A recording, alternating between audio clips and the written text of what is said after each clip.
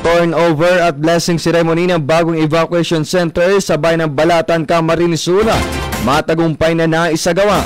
Sa buong detalyes, alamin natin kay Sibiswa Calabanga intern Jainine Ortiz.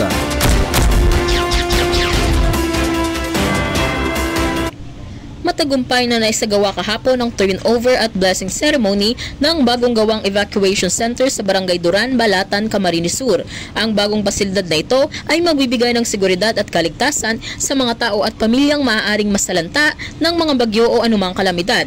Ang nasabing barangay ay pinagkalooban din ng mga material recovery facilities kasama na ang 5 pang karatig barangay nito na binubuo ng Barangay Kuguit, Barangay Siramag, Barangay Luluwasan, Barangay Pararaw at Barangay Kamanggahan. Ang proyektong ito ay naisakatuparan sa tulong ng Fondasyon de la Religiosos para la Salud kasama na ang grupo ng Religiosas Siervas de Jesus de la Caridad at pinondohan naman ng institusyon ng Generalitat Valenciana at Kooperasyon Valenciana. Nag-alay naman ng pasalamat ang lokal na gobyerno ng Balatan, Camarines Sur sa matagumpay na kolaborasyong ito na magbibigay ng malaking tulong sa kanilang komunidad. Para sa 96.7 Rinconada News FM, ito si Jainine Ortiz, nagbabalita ng tapat, naglilingkod ng sapat.